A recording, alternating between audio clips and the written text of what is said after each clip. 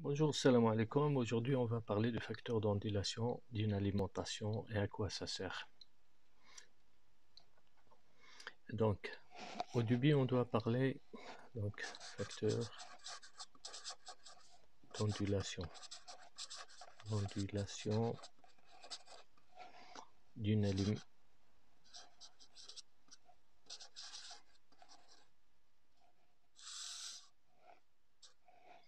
Donc, au début, on doit parler de la valeur efficace de la tension d'ondulation. Donc, valeur efficace de la tension d'ondulation.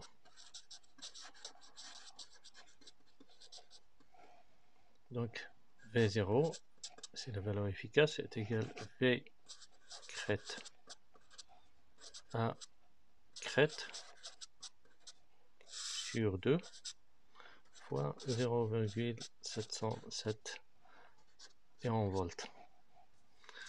Donc, ça veut dire quoi ça?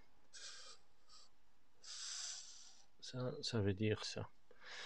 Là, on a une tension. Ici, c'est le temps.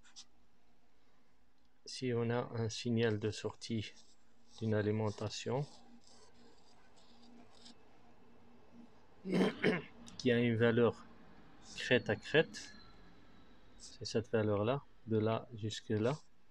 Ça, c'est crête à crête. Et là aussi, une valeur continue. La valeur continue, c'est entre ça et ça. C'est BC. Donc, on va calculer le facteur d'ondulation.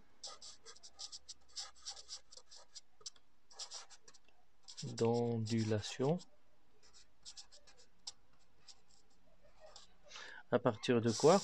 On va le calculer à partir de valeur efficace de la tension d'ondulation. Donc, V0 sur VC fois 100. Et ça, c'est en pourcentage. Et ça, c'est la deuxième formule. Donc ça, c'était la première formule qui est importante.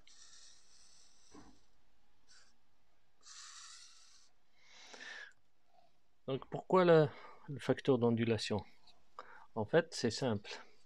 Il faut que la tension continue est très grande par rapport à V0. V0, c'est la valeur efficace de la tension d'ondulation. Voilà. Je vais vous donner un exemple. Donc, je vais marquer d'abord la condition ici. Il faut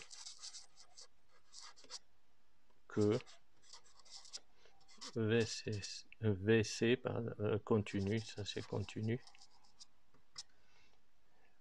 soit la plus grande possible et V0, qui est la valeur efficace de la tension d'ondulation, la plus basse possible.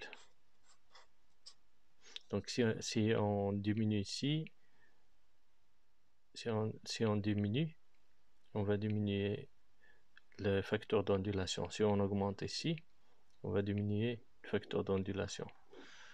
Voilà. Donc il faut que cette valeur-là soit la plus faible possible.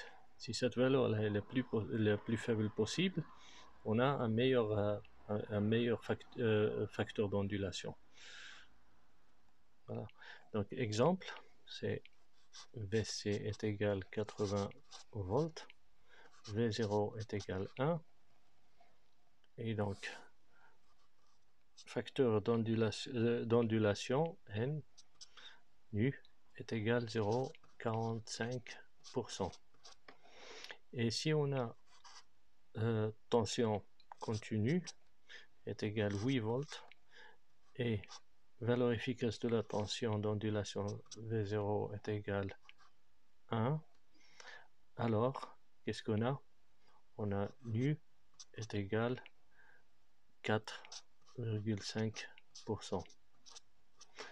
Donc la meilleure valeur c'est celle-là, le facteur d'ondulation qui est mieux, c'est celui-là. Pourquoi? Parce que la différence entre la tension continue et la valeur efficace d'ondulation est très grande. Il faut que la différence soit très grande. Si la différence est très grande, le facteur d'ondulation est meilleur. Voilà. Comme ça, c'est trop petit. Allez, merci pour votre attention et à la prochaine.